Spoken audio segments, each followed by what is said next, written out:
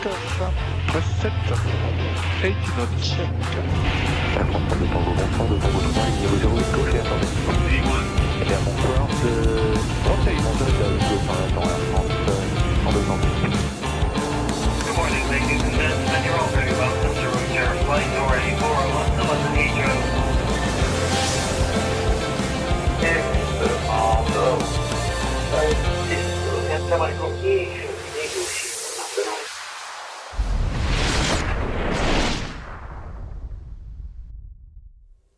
Et bonsoir à toutes et à tous, soyez les bienvenus dans le studio originel de la Zone Aéro. J'espère que vous allez bien, que vous avez passé une bonne semaine depuis mercredi, depuis Push to Talk. Et on salue Pierre que j'ai vu passer tout à l'heure dans l'attente, il était là avec une super émission sur les traversées de l'Atlantique mercredi.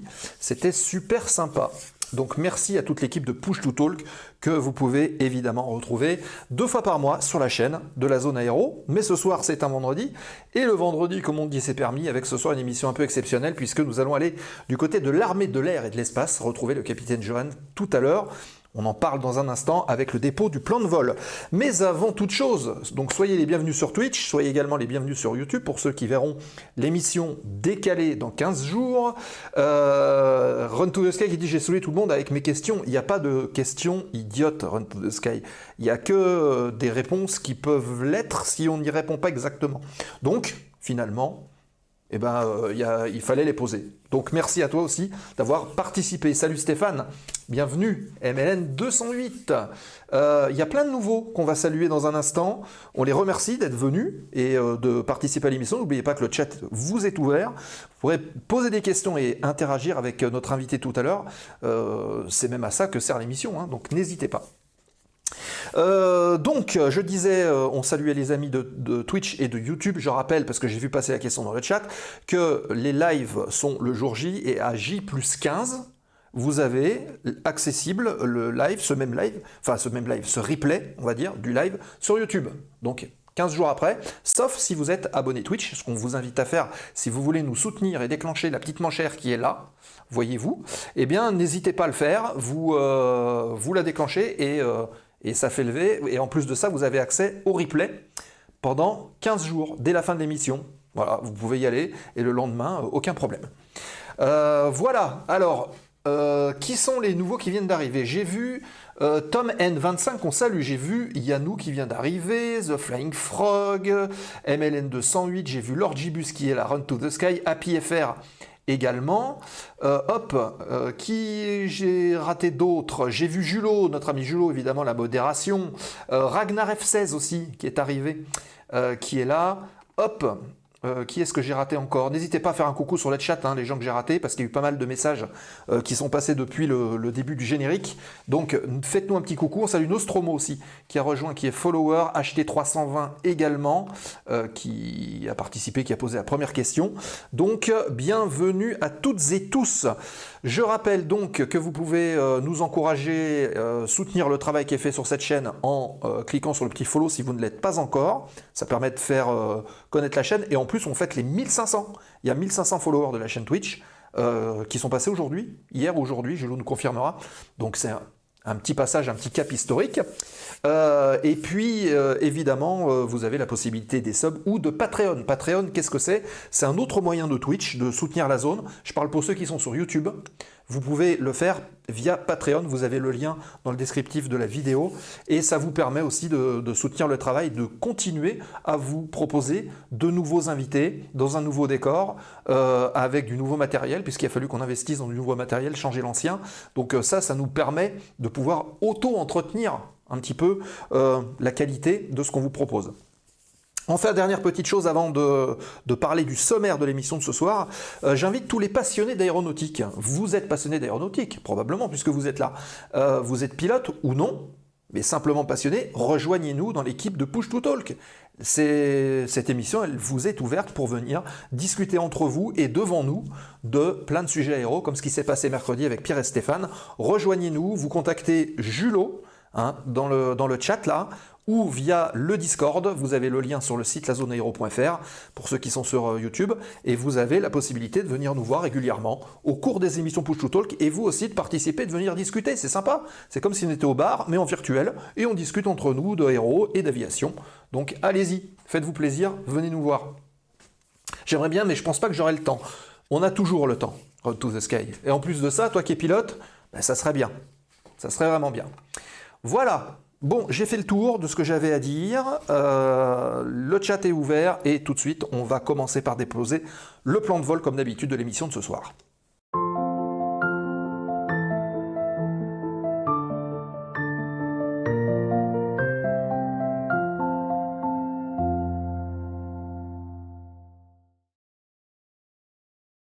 Vous m'entendez? Oui, vous m'entendez?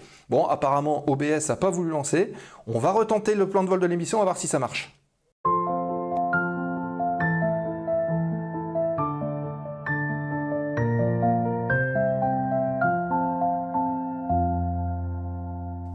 Et voilà, c'est quand même mieux quand ça fonctionne. Allez, le sommaire, on l'affiche ici tout de suite.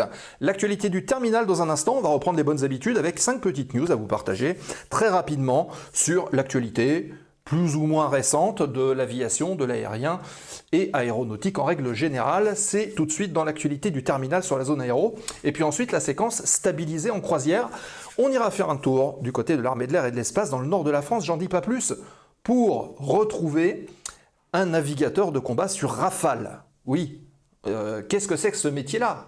Eh bien, on va en parler. Avec lui, c'est le capitaine Johan qu'on retrouvera tout à l'heure. Et puis évidemment, en fin d'émission, comme d'habitude, la séquence foire aux questions remises de gaz pour vous permettre de nous reposer des questions ou d'aborder ensemble des choses dont vous voulez parler autour de la zone aéro. C'est une sorte de 5 dernières minutes pour clôturer le programme avant le raid sur une autre chaîne.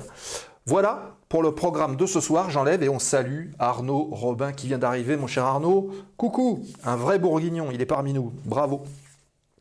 Donc le programme est passé et tout de suite on démarre l'actu du terminal.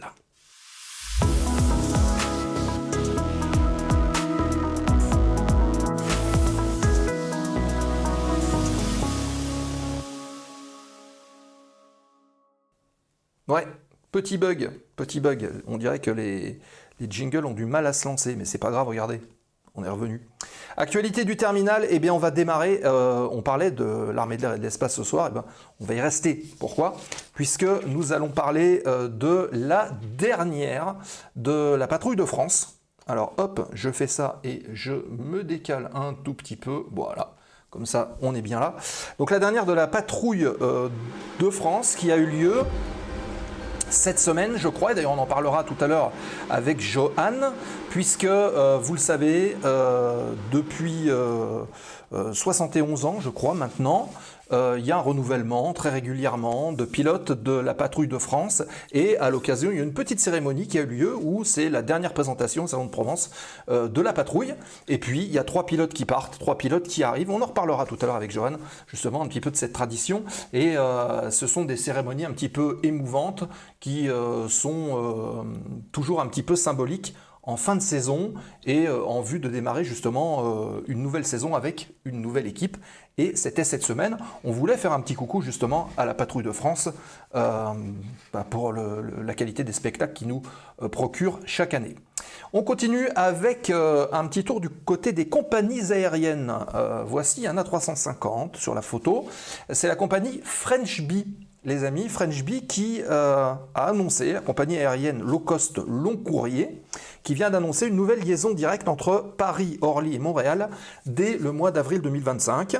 C'est une décision stratégique, il faut le dire, qui s'inscrit dans une volonté d'expansion en Amérique du Nord de la compagnie French Bee afin de répondre quand même à une demande qui est croissante et donc qui mise sur des prix qui vont être évidemment low cost, des prix attractifs, avec un confort à bord qui va être relativement adapté, et puis un aéroport parisien qui est désormais accessible, puisque vous savez que depuis peu, l'aéroport d'Orly est relié en direct via le RER, ce qui permet plus de flexibilité aux passagers pour pouvoir se déplacer. French Bee vise à séduire un public de plus en plus large.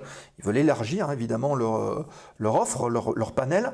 Et l'idée, c'est de se positionner comme une sorte d'alternative compétitive aux compagnies aériennes traditionnelles qui, c'est vrai, sont quand même beaucoup plus chères. La nouvelle route qui va être donc développée entre la France et l'Amérique du Nord s'inscrit dans un contexte de relations économiques et culturelles étroites, évidemment, entre la France et le Canada, offrant ainsi de belles perspectives de développement pour les deux continents, les deux pays. Voilà, vous irez plus vite que sur le périph', c'est évident. Tout à fait, Lord Gibus. Voilà donc pour cette expansion de French Bee. On continue avec la Confédération Suisse qui est désormais en l'air et on salue notre modérateur suisse Jordan puisque pour remplacer son vieillissant Cessna, le Conseil fédéral suisse a choisi un avion beaucoup plus luxueux et beaucoup plus performant, le Bombardier Global 7500 pour on va dire revêtir cette tâche. Ce choix garantit donc évidemment une plus grande autonomie, ce qui est quand même intéressant, un confort bien accru et une sécurité renforcée grâce notamment à un système de protection embarqué contre les menaces aériennes, ce qui est plutôt pas mal. La livraison est prévue pour fin 2024, donc c'est très bientôt, et ce nouvel avion permettra à la Suisse d'accomplir des missions diplomatiques notamment, avec plus d'efficacité et surtout plus de prestige. Ben oui, il faut y penser au prestige. Son autonomie va aussi permettre de desservir un nombre de destinations beaucoup plus important sans faire d'escale, puisque on perd du temps en faisant des escales, évidemment. Et l'installation du système de protection contre les missiles sol-air renforcera la sécurité des hautes personnalités lors de leurs déplacements à l'étranger. Et cet investissement s'inscrit dans une volonté de moderniser la flotte aérienne de la Confédération suisse et de répondre aussi aux exigences d'un monde en constante évolution. Prestige versus missile antiaérien. C'est un Cessna qu'ils avaient avant. Vous irez voir sur Internet. Donc effectivement, on a fait un petit bond en avant dans le luxe et dans le confort, ce qui est plutôt pas mal quand même. Il ne faut pas oublier qu'il y a aussi une image qui est véhiculée derrière tout ça. Voilà, on continue avec un petit rapport du BEA. Le modèle de l'avion, c'est un Global 7500 de chez Bombardier, avion assez performant et assez luxueux, un joli petit avion d'affaires, allez voir sur Internet. On va revenir rapidement, puisque le rapport du BEA est revenu sur un crash qui a eu lieu d'un Piper PA28 du côté de Logne, dans la région parisienne. Et il y a eu, ce cas a fait quand même parler, et les pilotes qui sont présents sur le chat, notamment les pilotes privés, devraient peut-être en avoir déjà entendu parler au sein de leur club. Qu'est-ce qui s'est passé ? Lors de la courte finale, la vitesse du PA28 qui se présentait pour se poser était bien supérieure, environ une dizaine de nœuds, au-dessus de la vitesse d'approche recommandée dans le manuel de vol. Et lors de l'atterrissage, qu'est-ce qui s'est passé ? L'arrondi était un peu marqué, l'avion a rebondi 5 fois sur la piste sans que le pilote ne donne d'action sur le manche. Et après le dernier rebond, l'avion a rentré partiellement les volets pour essayer d'améliorer l'efficacité du freinage et craignant donc une sortie de piste, le pilote a décidé d'interrompre l'atterrissage plutôt que de le poursuivre. Il a donc décidé de refaire ce qu'on appelle une remise de gaz. Ce changement de stratégie a été beaucoup trop tardif, alors que la longueur de piste restante était de l'ordre de 200 mètres, donc pas suffisante. Et comme en plus, il faisait très chaud ce jour-là, la température de l'air était élevée, donc la densité plus faible, le pilote n'a pas coupé la commande en plus du réchauffage carbu, il a pris une assiette à cabrer trop importante, donc l'avion s'est mis évidemment à flotter. Quand on dit qu'il flotte, c'est qu'il rentre dans ce qu'on appelle le second régime de vol, donc il n'a pas beaucoup de portance. Vous voyez la totale exactement, comme dit Lord Gibus. Là c'est la totale, c'est les cases qu'on coche les unes après les autres qui mènent vers un accident. Donc l'avion est resté au second régime de vol, l'alarme de décrochage s'est déclenchée, et l'avion a atteint une hauteur maximale d'environ 2 mètres et il a heurté la clôture de l'aérodrome avant de terminer sa trajectoire sous la glissière de sécurité, comme vous voyez sur la photo, d'une route à fort trafic qui était juste à côté de l'aérodrome.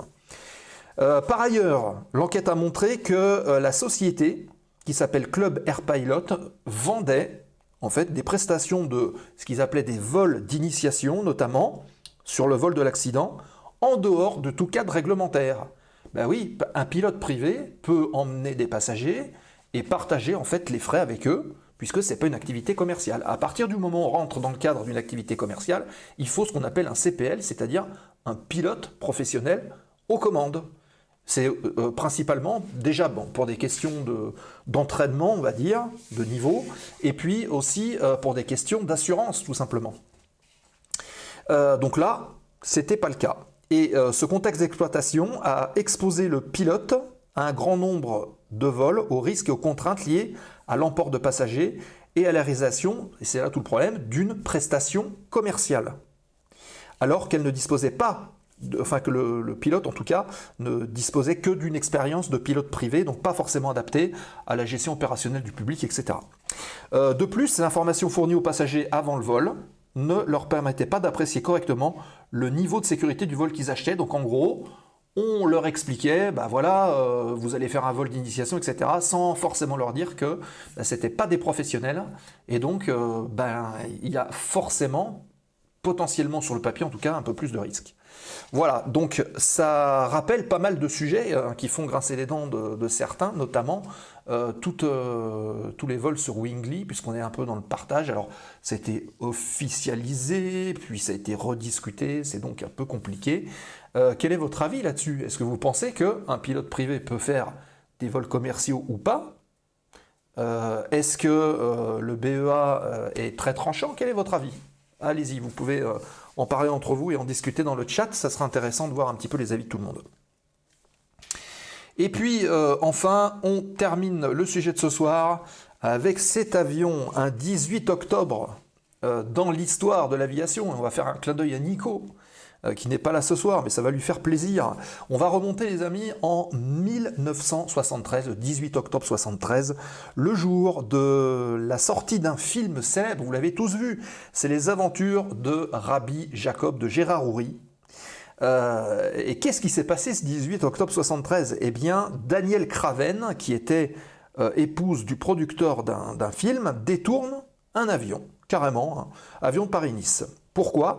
Eh bien, motivée par le déclenchement de la guerre du Kippour qui avait lieu et convaincue du caractère pro-sioniste du film de Gérard Houry, Rabbi Jacob, elle demande, par le détournement de l'avion, l'annulation de la sortie du film.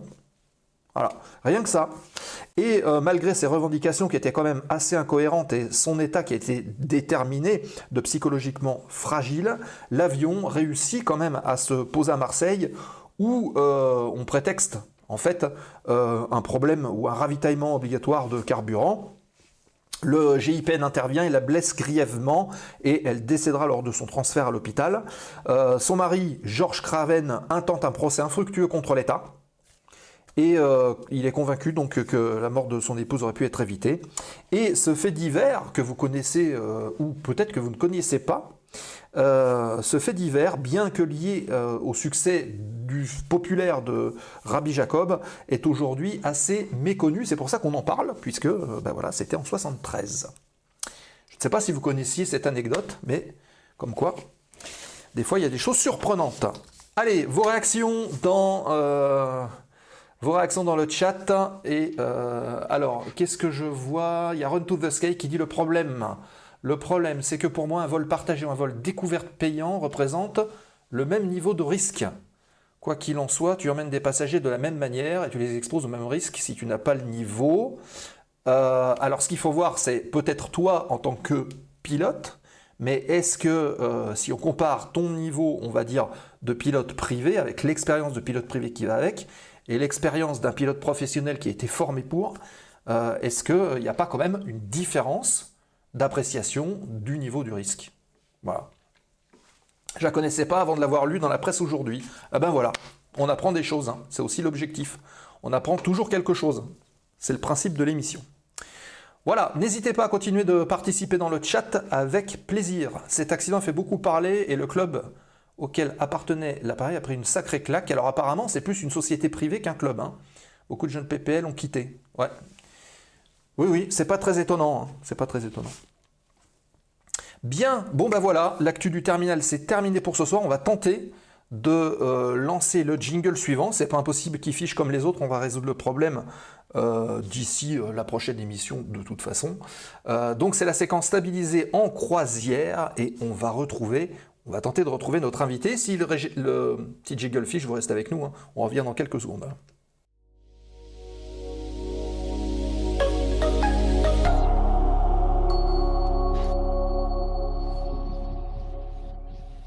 Ouais, ça a figé, mais c'est pas grave, puisqu'on avait un beau FMS et maintenant on a un beau pilote. C'est le capitaine Johan qui est avec nous. Salut Johan, est-ce que tu m'entends bien? Je t'entends bien Sébastien, est-ce que vous m'entendez? OBS fait des siennes, oui, OBS fait des siennes. Est-ce que vous entendez notre invité, les amis? Dites-nous si vous le recevez 5 sur 5. Oui, 5 sur 5. Bah, c'est magnifique. Parfait. La bonjour technique. à toutes et à tous. La technique est avec nous. Donc, le capitaine Johan est avec nous ce soir. Et derrière, en plus, on voit ton fameux destrier. C'est fabuleux. On va en parler dans un instant. Mais avant, on va pas changer les belles petites traditions, à savoir la petite séquence de présentation. Donc, je te propose de mettre en place le chrono s'il veut bien se lancer. Et pendant 1 minute, nous parler de toi, de te présenter rapidement. Et comme ça, derrière, on attaque l'échange. Ça marche? C'est parfait. Allez, let's go. Eh ben, bonjour à toutes et à tous. Johan, le capitaine dans l'armée de l'air, navigateur de combat sur Rafale, qui se trouve derrière moi, actuellement en direct de la police du ciel, quart nord-est de la France. Je suis dans l'armée de l'air depuis maintenant une grosse quinzaine d'années, sur Rafale depuis bientôt 13 ans.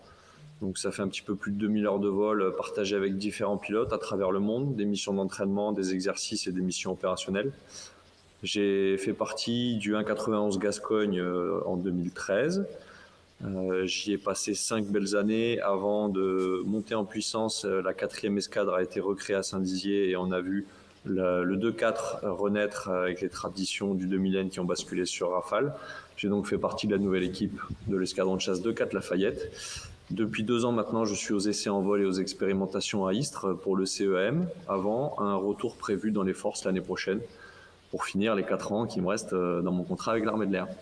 Voilà. Ok, ben voilà, ça fait pile poil, hein. On sent la précision du navigateur. Hein. La chance un petit peu. Il n'y a jamais de chance. Il y a déjà des remarques de Yannou, à mon avis, ça sent les collègues, ça. Hein. Quel beau patch au bras droit. Ah bah écoute, C'est s'il possible. trouve joli, tant mieux. Le bras droit, c'est celui-là pour moi. Mais j'espère en avoir quelques-unes en plus. Je dois approcher 2500 heures, mais on en veut toujours plus. On est bien là-haut, c'est le plus beau bureau du monde. Hein. Ah ben c'est ce qu'on dit. Hein. Donc, de toute façon, pendant notre échange, n'hésitez pas à poser vos questions. On parle un petit peu de tout, évidemment. On va parler aussi de ce qu'on voit derrière nous, hein, de l'avion. On va parler du métier, parce que c'est aussi ça, essayer d'échanger et de voir un petit peu quel est le quotidien d'un navigateur de combat. On pense toujours au pilote, mais quand il y a 2 places, il y a un navigateur derrière. C'est un travail d'équipage, donc on va parler un petit peu de tout ça. Et pour commencer la première question, Johan, comment est-ce que t'es venu cette passion de l'aviation? Est-ce que tu as toujours voulu faire ça? Alors très tôt, j'ai voulu faire pilote de chasse au départ parce que je connaissais pas du tout le métier de navigateur avant quasiment les sélections, pour être totalement honnête. J'avais un papa qui était dans l'armée de l'air photographe, qui m'a fait découvrir les avions assez tôt dans les meetings. J'avais également un grand-père qui était pilote d'avion et pilote d'hélicoptère pour la Marine nationale et l'armée de l'air. Donc j'ai assez rapidement découvert ce que c'était que les avions. J'ai grandi et vécu à Istres, donc j'entendais les Mirage 2000N tourner et je les ai vus assez jeunes. Dès mes 10 ans, j'étais parti pour faire pilote de chasse dans l'armée de l'air. Et j'avais même connaissance des 2 voies permettant d'y arriver. Et même si ça se passait correctement à l'école, je voulais y aller le plus vite possible. Donc j'avais plutôt choisi l'option niveau bac. Voilà. D'accord, ok. Et est-ce que tu as, comme beaucoup, réalisé des maquettes, volé en aéroclub avant, fait ce genre de petite activité? J'ai pas volé énormément en aéroclub. J'ai fait un petit peu de planeur et quelques vols découvertes. J'ai tenté de faire des maquettes, mais je dois avouer que j'étais plutôt assez bon sur la partie conception. C'est la partie peinture qui était un petit peu plus délicate. Donc je laissais avec minutie mon grand-père terminer la peinture. Non, j'en ai fait effectivement un petit peu, même si j'ai commencé à voler vraiment très très régulièrement qu'une fois rejoint l'armée de l'air. D'accord. Ok. Donc finalement, le 2000N, c'était un petit peu, je ne veux pas dire ton avion de prédilection, mais celui qui a déclenché la vocation et qui t'a fait rêver. Il a fait partie des avions qui m'ont fait rêver, forcément par proximité. Hein. C'est celui que je voyais dans les cieux tous les soirs ou tous les après-midi quand je levais la tête, donc oui, forcément. Après, quand le Rafale est arrivé sur le devant de la scène, avec ses compagnons Mirage 2000D, Mirage 2000-5, il faut avouer que Dassault fait de beaux avions, l'armée de l'air a de beaux avions, la marine aussi. Donc j'oserais pas les classer, en tout cas pas maintenant. Ouais. Et du coup, on sait que le 2000N a été retiré du service il n'y a pas extrêmement longtemps d'ailleurs, puisque tu le disais, il était remplacé par le Rafale. Ça t'a fait un petit quelque chose? Non, pas particulièrement, puisque j'étais déjà dans le Rafale qui reprenait la mission que le 2000N allait arrêter d'effectuer. Je pense que les pilotes et navigateurs qui, eux, ont fait du 2000N, ceux qui ont fait que du 2000N et ceux qui ont fait du 2000N avant de basculer sur Rafale, eux, ça a dû certainement leur faire un petit quelque chose. Oui, c'est un avion qui a quand même assuré la dissuasion nucléaire pendant un paquet d'années. Donc c'est pas anodin, quand on a passé sa carrière à voler sur un avion, il y a un lien qui se crée avec la machine. D'accord. Et on salue Fiftoon qui vient d'arriver et qui a déclenché le réacteur de Follower. Avec nous, justement, bon, on va lui dire à Fiftoon, hein, c'est Johan qui est avec nous. Alors, je dis Johan, mais c'est Johan ou Johan? On dit Johan. Johan, voilà. Johan qui est avec nous. Et on parle du métier de navigateur de combat. N'hésitez pas à poser vos questions dans le chat et puis on les relaie, comme ce qu'a fait d'ailleurs Yannou, qui pose la première question de ce soir, qui dit qui demande quel avantage apporte le Rafale comparé au Mirage 2000N pour le navigateur. Ah, eh bien alors, j'ai pas eu la chance de faire navigateur sur Mirage 2000N, mais pour avoir côtoyé des gens qui ont fait les deux, c'est un rôle assez différent. Déjà, dans la conception de l'avion, sur Mirage 2000N, il y a des tâches qui ne s'effectuaient qu'en place arrière et certaines tâches qui s'effectuaient qu'en place avant. Sur Rafale, à 95% des tâches, on peut les effectuer devant ou derrière. Ah ouais. Ça veut dire que le rôle du navigateur est vraiment multiple. Ça va pas simplement être aligner les centrales d'un avion, gérer un système d'armes précis. Non, on peut agir sur tout. On peut agir sur le radar, sur la préparation des armements, sur le suivi des capteurs optroniques, sur la gestion du fuel, sur vraiment 95% des commandes. Donc le rôle du navigateur, je pense, c'est un petit peu épanoui avec l'arrivée du Rafale, ou en tout cas, c'est vraiment ouvert au champ des possibles des missions de l'armée de l'air. Sur le Mirage 2000N, ils étaient spécialisés dans la mission de dissuasion nucléaire, hein, comme son nom l'indique. Essentiellement des vols de pénétration à basse altitude pour pouvoir entrer en territoire ennemi, mettre en œuvre l'armement de la dissuasion, faire la mission et rentrer au pays. Là maintenant, avec le Rafale, puisqu'on fait tout le spectre des missions que faisait l'armée de l'air, à savoir la reconnaissance, la police du ciel, là où je suis en ce moment, l'appui des troupes au sol, comme on a fait beaucoup en Irak, Syrie, contre le terrorisme, la défense aérienne, des missions offensives aériennes pour montrer notre puissance ou protéger des points spécifiques dans un territoire ennemi, des bombardements stratégiques. Donc en fait, tout ça fait que le navigateur a vu le champ des possibles des missions s'ouvrir avec l'arrivée du Rafale. C'est ça la grosse différence. Ok. Ben justement, Lord Gibus qui dit, est-ce que le travail englobe la sélection de l'armement, la désignation des cibles, comme ce qu'on a pu voir d'ailleurs dans différentes guerres, il y a des médias qui ont relayé ces images-là? Oui, le travail du navigateur, comme je viens un petit peu de le brosser, hein, il ne s'arrête pas simplement à naviguer. Le navigateur n'est pas là pour dire à son pilote, ou pas que dire à son pilote, là il faut aller à droite, là on prend tel cap, là on va monter. Non, ça fait partie du métier, mais il faut bien imaginer que maintenant les avions de combat de cette génération sont vraiment des outils technologiques très avancés. Quelque chose qui était vrai avant, qui ne l'est plus maintenant, c'est que le facteur limitant n'est plus la machine, hein, clairement c'est l'humain. Donc on n'est pas trop de 2 cerveaux et 4 mains pour pouvoir essayer d'optimiser l'emploi d'un Rafale comme celui-là, encore plus avec les évolutions des standards et des capteurs à venir. Donc oui, bien sûr, on peut être en charge des capteurs, on est parfois en charge de la radio pour la communication avec les troupes au sol qui ont besoin de soutien, on peut être en charge avec des structures de commandement aéroportées ou dans des centres au sol dans des pays à plusieurs milliers de kilomètres. Non, les tâches en fait vont se répartir en fonction des missions, en fonction de la charge cognitive globale et en fonction aussi de la patrouille, parce qu'on vole rarement avec un seul avion. On est souvent plusieurs avions, de 2 à 4, voire beaucoup plus d'avions. Et en fonction des besoins, on va vraiment se répartir les tâches et se les échanger. Ouais. Le pilote devrait peut-être être sur la mission aérienne, le petit pan aérien de la mission pendant un instant, le navigateur préparer l'air-sol puisqu'il va falloir délivrer de l'armement, et à un moment on va échanger les rôles. Le pilote va peut-être aller tirer la munition air-sol et le navigateur se retrouver à gérer le radar pour vérifier la situation aérienne autour de lui. Ok, d'accord. Alors admettons, on va parler de manière hypothétique, il y a une alerte qui se déclenche, vous partez avec le pilote en intervention avec le Rafale, typiquement, vous faites quoi comment se répartissent les tâches, par exemple, sur une interception en police du ciel? Alors, on définit des rôles au sol à tête reposée sur ce qui semble le plus efficace en termes de répartition des tâches, et elles vont évoluer en fonction de la situation. Si je prends un exemple simple, on va intercepter un avion qui est en très haute altitude parce qu'il est en panne radio et qu'il a besoin d'assistance. On a de l'anticipation, on va décoller de loin. Le navigateur va pouvoir gérer ses systèmes à long terme, vérifier qu'on a assez de pétrole pour faire la mission. Le pilote va gérer la trajectoire initiale et la conduite de l'aéronef. En s'approchant, on va se répartir les capteurs pour pouvoir analyser et rendre compte à la radio de ce qu'on observe. On va s'assister, on va prendre des images s'il y a besoin d'images, on va ramener tout ça, dialoguer avec les structures de commandement.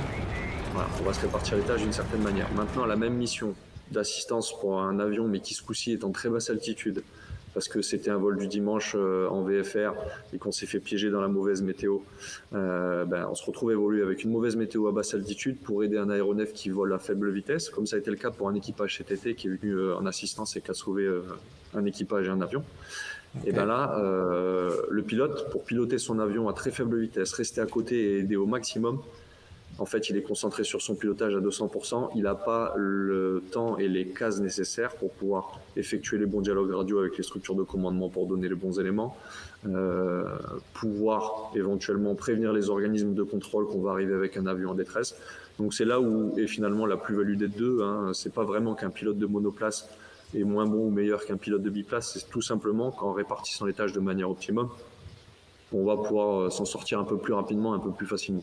Ok, merci pour ces précisions. On salue Track qui vient d'arriver avec toute sa communauté. Ils font de la simulation, notamment d'avions de ligne. Donc on les salue, ils sont nombreux. Merci à vous d'être présents et de suivre la zone aéro avec le capitaine Johan qui est avec nous en direct du nord de la France. On peut dire la base ? On peut dire qu'on est dans le nord-est de la France sur un plot de police du ciel. Je pense que les gens trouveront vite où on doit se trouver. Voilà, vous allez sur Maps et vous allez trouver.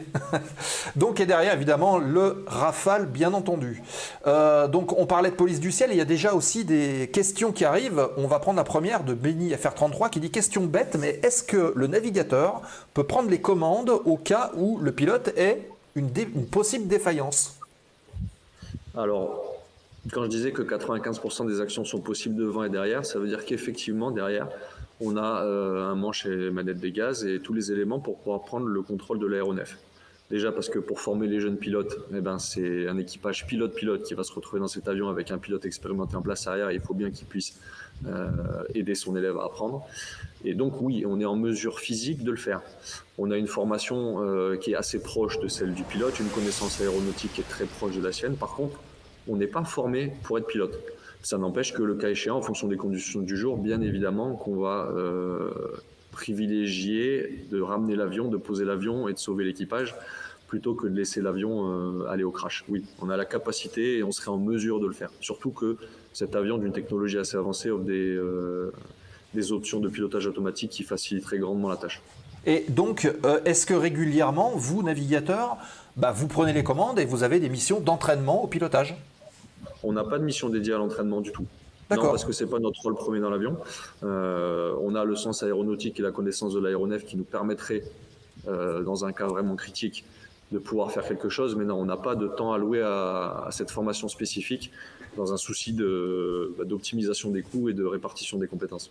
D'accord. Bon, c'est très clair. Et on salue Denis qui vient d'arriver. Autre question de Fiftoon qui pose une question technique. Quelle est la vitesse maximale du Rafale ? En fonction de la configuration de l'avion, ça peut être différentes vitesses, mais pour la vitesse maximale avec la configuration optimum, c'est Mach 1,6. Donc 1,6 fois la vitesse du son. Ça va faire, en fonction de la pression et de l'altitude, entre 1800 et 1900 km/h. C'est pas mal. Pour aller acheter son pain, ça va vite. C'est pas mal. Ouais. Ça permet de faire Saint-Dizier-Istres en moins de 35 minutes quand on décolle. C'est plutôt pas mal. Pour aller à la plage, c'est bien. Ça y est, le chat se réveille, il y a pas mal de questions qui tombent. Allez-y, posez vos questions les amis. On est là pour échanger et discuter avec Johan ce soir. En cas d'utilisation, c'est Yannou qui demande, de l'arme nucléaire. Alors là, on est déjà un petit peu dans le pessimiste. Les deux navigateurs doivent être en accord comme sur un F-15 pour utiliser l'arme. Il pose cette question. Alors, je comprends un petit peu le sens de la question. Déjà, pour parler de l'arme nucléaire, c'est vraiment pas le seul métier que nous on fait, hein, mais la dissuasion nucléaire, c'est une arme qu'on n'a pas vraiment envie d'utiliser. C'est une arme de dissuasion, comme son nom l'indique. Donc, espérons ne pas arriver jusque-là.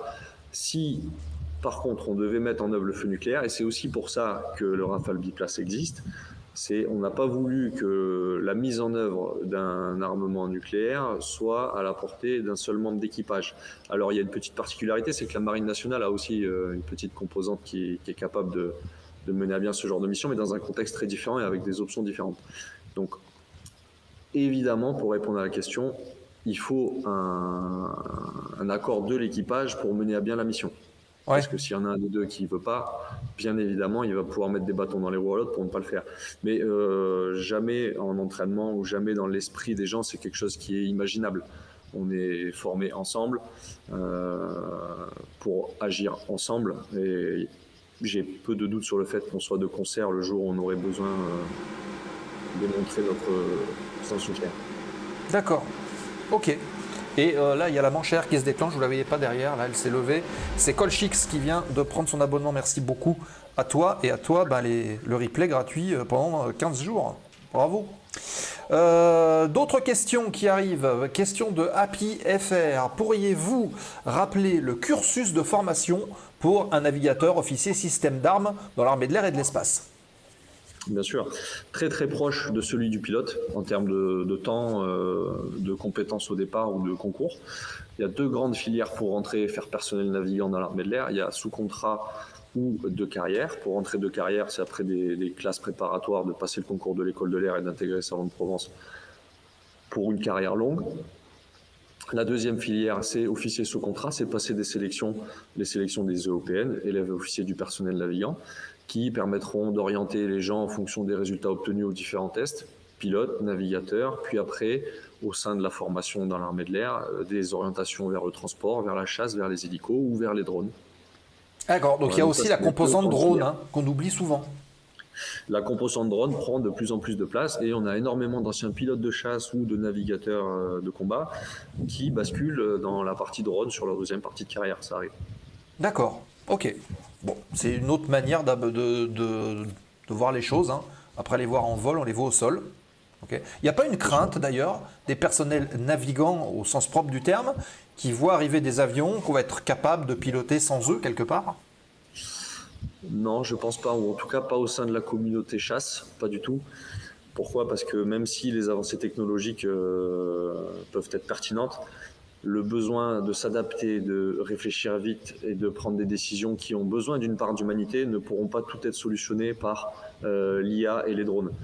Il y a également aussi les soucis de souveraineté et d'utilisation des moyens, même si on fait tout pour rendre robustes nos drones et nos moyens connectés pour être protégé contre de la malveillance, il y a toujours un risque.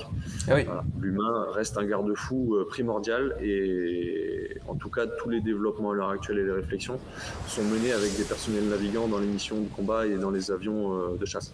Voilà. Il y aura des drones autour pour nous aider. Le ministre des Armées en a fait l'annonce à l'occasion des 60 ans des forces aériennes stratégiques il y a quelques jours. Le développement du Rafale F5 et de son écosystème avec des drones, bien évidemment. Mais au cœur du dispositif, il y aura toujours l'humain. Donc des pilotes, peut-être des navigateurs, peut-être que ce sera 2 pilotes, peut-être qu'on les appellera opérateurs, mais en tout cas, il restera l'humain dans la machine, en l'air, au milieu des étoiles. Voilà, au moins c'est clair.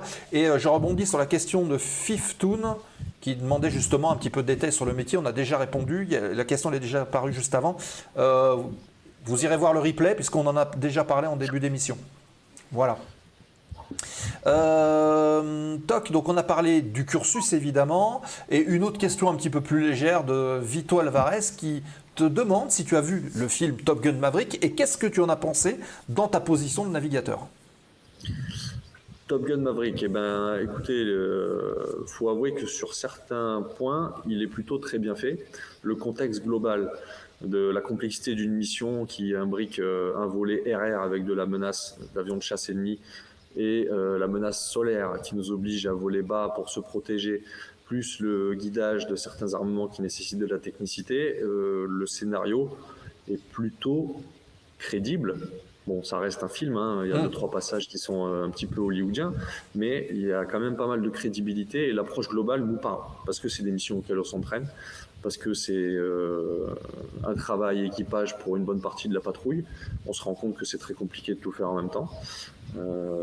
Voilà, donc le film est assez réaliste à ce niveau-là, et ça se rapproche des missions auxquelles on s'entraîne. D'accord, donc pas dépaysé quand tu as vu le film finalement. Pas du tout, plutôt même agréablement surpris de la fidélité de certains éléments. Surtout avec un Tom Cruise toujours de plus en plus jeune. C'est désespérant. On aimerait bien avoir la même crème de jour que lui. Alors, et le même avion aussi, parce qu'il a un P-51 quand même, ce qui est plutôt pas mal. Pas faux. Merci Jekyll pour les 100 bits et la question qui arrive.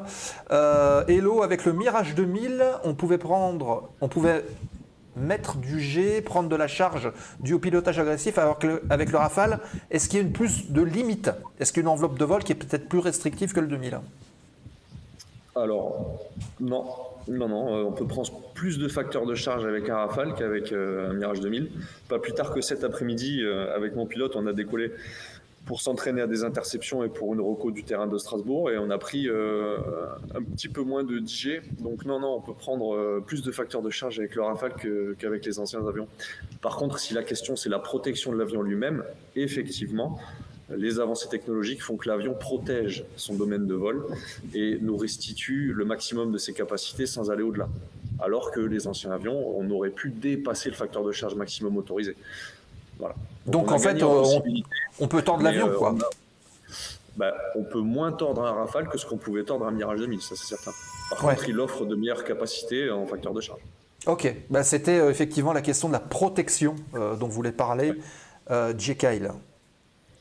Il y a des questions qui arrivent, alors on va prendre la question de Run to the Sky. Hop, je l'enregistre et je la diffuse, voilà. Alors il ne sait pas si tu vas pouvoir répondre à cette question, mais il a vu que le futur standard F5, alors est-ce qu'on pourra détailler aussi ces fameux standards du Rafale? Pourquoi on parle de F4, F5 pourrait se faire épauler par le Neuron, qui est un drone, et est-il possible que ce soit un drone finalement qui soit équipé d'armes nucléaires à terme? Alors, si quelqu'un a la réponse à toutes ces questions-là à l'instant T, il est assez fort. Je pense que même les politiques sont en réflexion.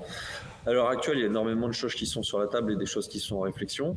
Le Neuron, effectivement, a fait partie des avions qui amènent à la création de cet écosystème. Est-ce que ça sera le Neuron? Est-ce que ça sera un dérivé? Il est encore trop tôt pour le dire. En tout cas, des annonces qui ont été faites très récemment, on s'oriente vers un couple ou une équipe de drones plus du Rafale F5 afin de mener à bien les missions dont on a besoin. Je ne pense pas qu'il soit exclure la possibilité que l'armement nucléaire soit emporté par un drone. Ouais, tout est possible. Tout à fait possible, d'accord. Ok. Et finalement, le Neuron au départ a été conçu pour aider quelque part le pilote de Rafale à accomplir sa mission en l'épaulant de manière artificielle. Alors, il y a différentes choses qui ont été liées au développement du Neuron. Je ne les maîtrise pas toutes. Il y a eu d'un côté la furtivité, on le voit par son design. Il a vocation à être moins détecté, plus rapide peut-être dans certains éléments également. L'IA au début du développement du Neuron, on n'était qu'à ses préludes, donc ça doit évoluer avec le temps. Bien sûr que c'est la pierre de départ des développements futurs. Après, c'est pas sûr qu'il ait été anticipé comme ça au départ. Ouais, c'est un projet et après on adapte le projet finalement. Exactement. Okay. C'est un monde qui est en perpétuelle évolution. La technologie de pointe, il y a des nouveautés tous les 2 ans. Donc il faut toujours garder un processus agile pour rester pertinent. Ouais. Alors il y a des super questions qui arrivent. Merci à tous de participer justement à cet échange. Fiftoon qui pose une question intéressante. Quels sont les risques? Est-ce qu'il y a des risques d'avoir un accident? Est-ce qu'on peut dire que ton métier est un métier dangereux?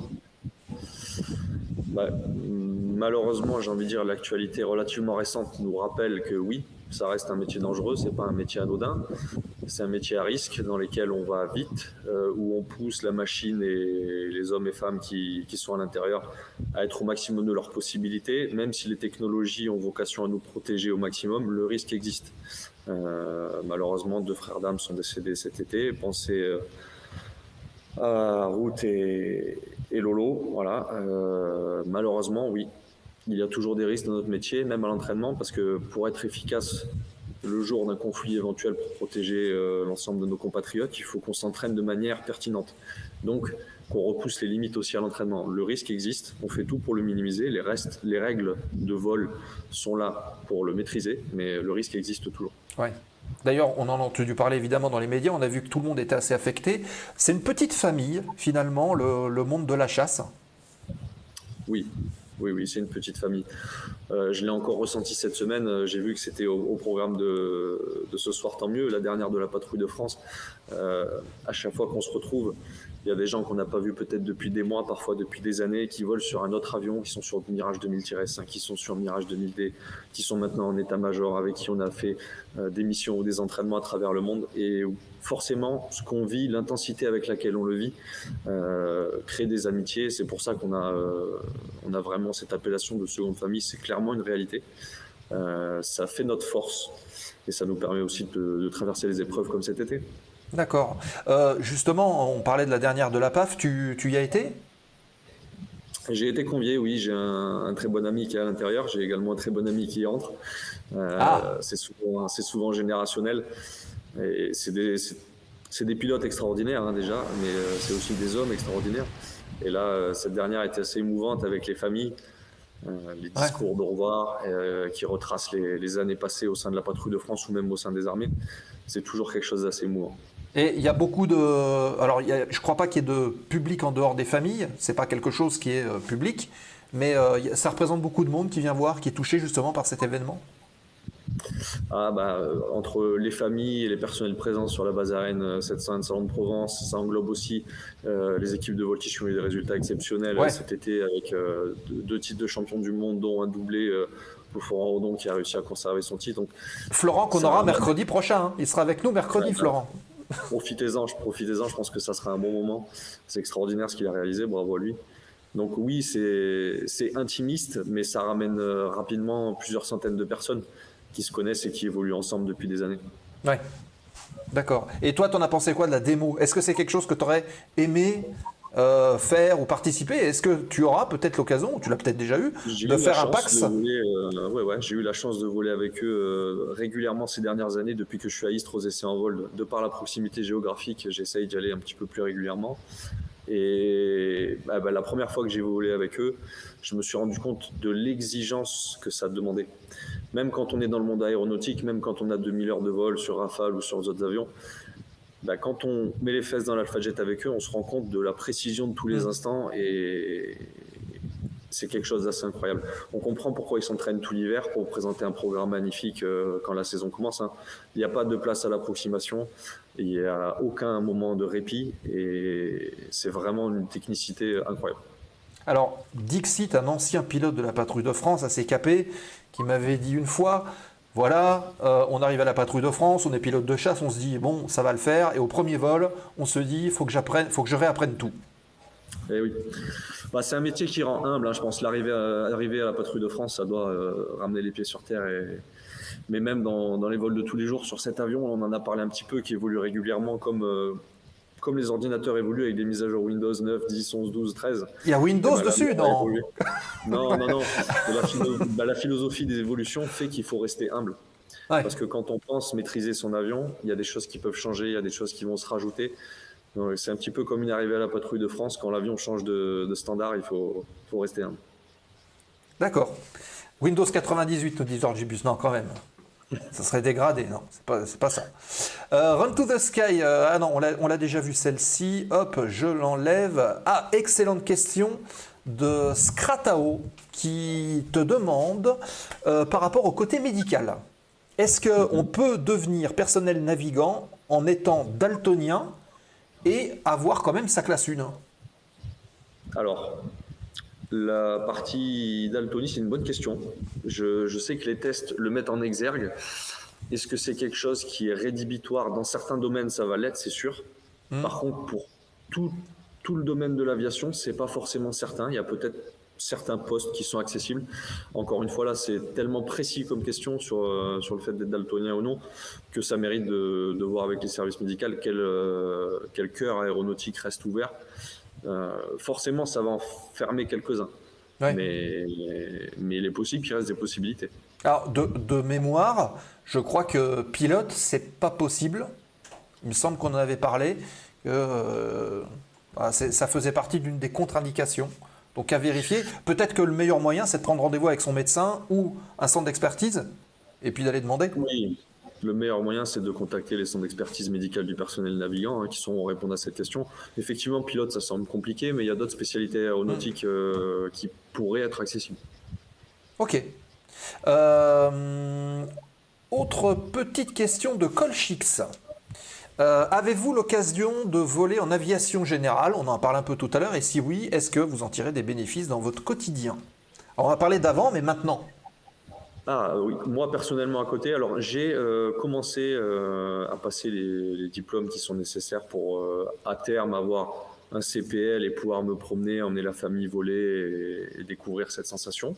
Donc oui, je vole un petit peu. J'ai commencé mon instruction avec un pilote de chasse avec lequel je volais d'ailleurs ici, pas très loin. Pas mal. Un bonjour à Fino. Et donc oui. Et tu voles dans quel club, tiens?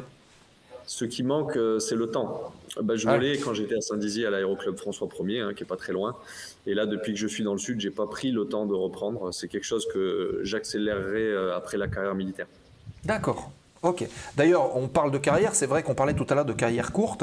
Un navigateur fait combien de temps à peu près d'active? Et après, quelles possibilités il a justement pour se reconvertir dans les métiers proposés au sein de l'armée ou en dehors? Alors, au niveau des années, c'est la même chose que pour un pilote. Donc, comme évoqué par certains de mes prédécesseurs sur votre chaîne, la carrière courte, c'est une vingtaine d'années d'ordre général qui peut être poussée jusqu'à 26 ans. La carrière longue, généralement pour les officiers de carrière, c'est entre 27 et jusqu'à 40 et 45 ans pour ceux qui iront jusqu'à des postes de généraux. Pour les reconversions possibles pour un navigateur, ça va dépendre un petit peu de ce qu'on a préparé. Je pense qu'il faut être acteur de sa reconversion. Moi, j'ai passé au début de ma formation, même en tant que navigateur, un ATPL théorique complet. C'est des bonnes bases pour pouvoir éventuellement se recaler dans la ligne. Certains le font, ça existe de plus en plus. Il y en a qui vont aussi chercher des secteurs d'activité complètement différents. L'avion, et spécialement le Rafale, rencontrant maintenant un succès à l'export assez notable, il y a également possibilité d'aller travailler pour les industriels qui ont besoin d'anciens personnels des forces et du côté opérationnel justement pour mener à bien des développements ou pour aller former des pays étrangers. Ouais. Donc les reconversions et les possibilités sont vraiment multiples. Encore une fois, c'est une question de priorité. Celui qui a envie de continuer à voler pour le plaisir du vol va peut-être aller dans la ligne. Celui qui a vraiment envie de retrouver les mêmes sensations, les missions opérationnelles, va peut-être essayer d'aller dans la sécurité civile. Il y a également la possibilité d'intégrer la sécurité civile pour des navigateurs. Ils en prennent beaucoup moins, il y en a très peu, mais ça va peut-être s'ouvrir. D'accord. Ok, donc finalement, on casse une idée préconçue en disant il n'y a que les pilotes qui peuvent se reconvertir dans le personnel navigant. Non, les navigateurs aussi, complètement. Non. Il y a forcément un petit peu plus d'étapes à valider puisqu'on n'a pas les mêmes équivalences en termes de licence. Mais il y a quand même une expérience aéronautique à faire valoir et les possibilités sont quand même là, bien sûr. D'accord. Petite question, alors on en a beaucoup, merci à toutes et tous, n'hésitez pas à les poser puisqu'on les relève, vous voyez, on discute avec Johan et c'est le principe de l'émission. Il n'y a pas de questions idiotes, dites-le vous bien, on les aborde toutes, enfin du mieux possible. Nova Carmen qui demande, est-ce que tu changerais quelque chose dans le Rafale ou est-ce que tu voudrais le voir évoluer? Et si oui, dans quelle direction ou comment? Ça tombe bien, je travaille en ce moment à Istres aux essais, aux expérimentations pour qu'il évolue. Après, entre ce que j'aimerais et ce qui est possible de faire, il faut du temps. Un développement, il faut qu'il vienne des forces. Donc les différentes unités qui emploient le Rafale, que ce soit la Marine nationale, que ce soit l'armée de l'air avec les escadrons biplaces et les escadrons monoplaces, ont certains besoins. Il faut le prendre en compte, l'intégrer, voir avec les industriels la faisabilité d'éventuelles évolutions. Les évolutions technologiques vont faire évoluer les capteurs et nos conduites de tir également. Donc il est en perpétuelle évolution. Bien sûr qu'on veut qu'il évolue. Là, le dernier standard qui est arrivé, le standard F4.1, avec l'arrivée du viseur de casque et d'autres évolutions, apporte un regard nouveau et permet d'ouvrir encore un peu plus le spectre d'émissions qu'on réalise. Bien évidemment qu'on veut qu'il évolue. Il a été construit dans cet état d'esprit, cet avion. C'est pour ça qu'il arrive à perdurer dans le temps et qu'il rencontre aujourd'hui un franc succès. C'est parce qu'il est capable d'évoluer avec son temps, d'intégrer de nouveaux capteurs, de nouveaux armements, de nouvelles conduites de tir. Donc oui, il évolue et il va continuer à évoluer. Voilà. Il y a The Canard Coin Coin qui propose une amélioration souhaitée, c'est rajouter un autoradio. Ah. Ça, pourquoi pas? Pourquoi pas? Bah, c'est dans Top Gun où ils ont des pods et ils arrivent à écouter la musique et ce genre de choses. Dans les Chevaliers du Ciel aussi. Aussi, oui. Sur MP3. Je pense que techniquement que ce soit réalisable, j'ai aucun doute. Par contre, c'est quand même un métier où on n'est pas là que pour se promener. Généralement, les missions sont assez complexes et nos ressources cognitives, elles sont concentrées à 300% sur ce qui se passe autour de nous. La radio, c'est quelque chose de très important sur Rafale. La radio, j'entends les communications radio entre aéronefs, avec les organismes de contrôle, avec des troupes au sol. Donc si on rajoute du Charles Aznavour sur tout ça, j'ai peur qu'on soit un peu moins efficace. Ouais. Alors, petite question de Lord Gibus. Est-ce que Juno Beach dans le Calvados est un point de repère pour les Rafales, peut-être les vôtres? Car souvent j'en vois passer à moins des 300 mètres minimum. Ok, nos plages sont belles, mais pas à ce point-là. Alors est-ce que c'est vous, est-ce que c'est la marine? Parce que des Rafales, il y en a aussi dans la marine. Honnêtement, je ne saurais pas vous dire. Il y a des coins où on voit le plus régulièrement que d'autres parce qu'ils sont en dehors des zones d'aérodrome, parce qu'il n'y a pas trop de grosses villes et on essaie de limiter les nuisances sonores. Donc non, c'est pas un point qui me parle de manière caractéristique. C'est pas un point qu'on va visiter plus que les autres, non. Mais c'est vrai que les Rafales ont tendance à s'entraîner beaucoup dans le nord-ouest de la France et en Bretagne parce que le terrain est relativement plat, donc la météo est souvent meilleure en basse altitude. On a besoin de s'entraîner au vol en basse altitude. Du coup, il est possible qu'on vole régulièrement autour de ce monsieur. Ouais. Ah ben voilà, Lord Gibus, tu vois, alors c'est pas toi qui es visé, ce qu'il faut dire. En parlant de visée, justement, belle transition, de Yannou, est-ce que... Alors, il va falloir détailler un peu tout ça et l'expliquer d'un point de vue technique. Il est précis, Yannou.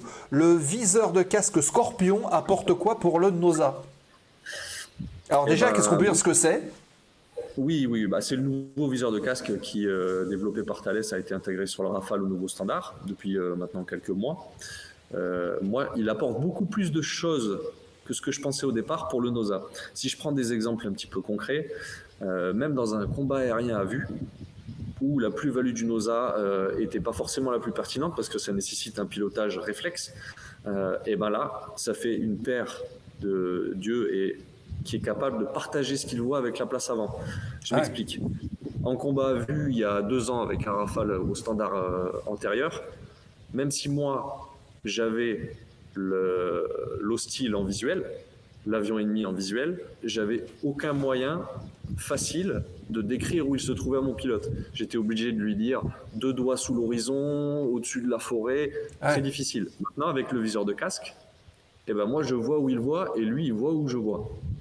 Ah ouais. Donc on va quand même gagner du temps. Premier exemple pratique, dans un combat aérien, j'aurais jamais pensé qu'il puisse m'aider autant. D'accord. Deuxième scénario dans lequel il va nous aider énormément, scénario d'appui des troupes au sol pour faire fuir ou hors d'état de nuire des terroristes dans un village.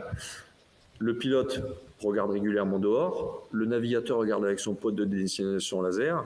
En plus, on a nos viseurs de casque.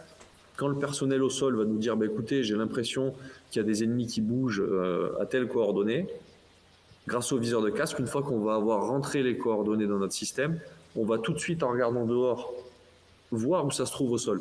On va gagner un temps considérable pour pouvoir aider les gens qui ont besoin de notre aide au sol.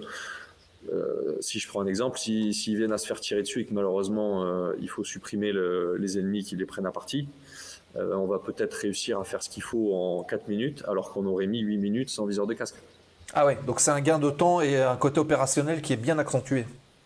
Oui. C'est clairement un avantage et on est content de le voir arriver. D'accord. Alors justement, moi, c'est une question que je rajoute là-dessus. Quand il y a de nouvelles évolutions, donc vous travaillez, s'il y a des équipes, comment est-ce que c'est testé, dans quelles conditions, et comment c'est validé? Comment vous dites, OK, ça vaut le coup de le développer? Alors, le procédé est assez long. On est en temps de paix, donc il y a un processus, comme je disais tout à l'heure, d'expression du besoin de la part des forces. Ensuite, une fois que c'est analysé et qu'il y a une faisabilité technique, il y a un contrat qui est mis en place avec les industriels qui vont développer. Et quand le développement a atteint un certain stade, on va commencer à le regarder justement en équipe intégrée aux essais en vol. On va commencer à regarder où il en est pour aiguiller au mieux les ingénieurs qui développent les différentes fonctionnalités. Pourquoi? Parce qu'eux ont une vision très pointue. Ce sont des experts dans leur domaine, mais ils n'ont pas forcément connaissance de l'utilisation opérationnelle, des limitations qu'on peut rencontrer. Donc, c'est un mélange qui va permettre d'avoir un produit cohérent à la sortie. Il faut imaginer que ce procédé il peut prendre des fois des années, surtout en temps de paix. Il peut être accéléré au besoin, mais c'est quelque chose qui prend du temps si on veut le faire bien. Une fois qu'il a fini d'être développé par l'industriel, il va être réceptionné par les différentes armées, en fonction de qui a prévu de l'utiliser, et il va être expérimenté. C'est le rôle du CEM d'expérimenter ce qui vient d'être produit par les industriels avant qu'il soit livré aux forces. Pourquoi? Pour vérifier qu'il n'y ait pas quelque chose qui le rend moins efficace qu'avant, vérifier la cohérence de ce qui a été demandé, commencer à dégrossir pour ensuite le valider et laisser les forces opérationnelles l'utiliser. D'accord. Oui, donc c'est pas, tiens, voilà le truc, on le monte, c'est parti, on y va, quoi. Non. Il y a vraiment une phase de conception avec des essais, une phase de réception avec des expérimentations et ensuite une phase d'emploi par les forces opérationnelles. D'accord. Donc tu nous disais tout à l'heure, tu es descendu à Istres, au centre d'essai en vol. C'est un choix de ta part? C'est une opportunité qu'on te propose ou tu t'es dit, tiens, ça serait cool de faire ça? C'est une opportunité et un choix. Après une grosse dizaine d'années à Saint-Dizier en escadron opérationnel, il faut avouer que c'est quand même un métier assez exigeant, donc la fatigue commence à se faire sentir. C'est une des options prévues dans les carrières courtes, c'est de pouvoir aller faire de l'école, parfois un petit peu d'état-major, parfois des centres d'expérimentation ou d'essai, pour pouvoir récupérer un petit peu d'énergie, avoir un rythme peut-être un petit peu plus calme qu'en escadron opérationnel pour mieux revenir. D'accord. Alors justement, on parle d'école, tu vois, il y a l'Angibus qui dit école Top Gun. Est-ce que on va le retrouver? Je pense qu'il y a une petite coupure. Ouais, il y a une petite coupure internet. On va retrouver Johan dans un instant, je pense. Ouais, c'est ça, il y a une petite coupure, ça vient de sauter. On va le retrouver, hein, il va se reconnecter dans un instant, sans problème. Alors, Denis, j'ai vu passer ta question, hein, qui demandait à Johan s'il allait... À Johan, pardon. Johan, s'il allait se réfléchir pour la suite. Et il nous disait justement qu'il avait passé son ATPL théorique et qu'il allait notamment passer ses diplômes pour le civil. Voilà, il est en train de revenir. Voilà, il y a une petite coupure et on retrouve Johan tout de suite. Hop, je rebascule. Il va réapparaître là dans un instant. Voilà, c'est bon, c'est revenu. Je vous entends à nouveau. Voilà, il y a une petite coupure. C'est pas très grave, ça s'est pas vu. On parlait des écoles. Oui, donc on parlait des écoles. Est-ce qu'il y a une école finalement des navigateurs de combat où chaque escadron forme un petit peu les personnels selon ses besoins propres?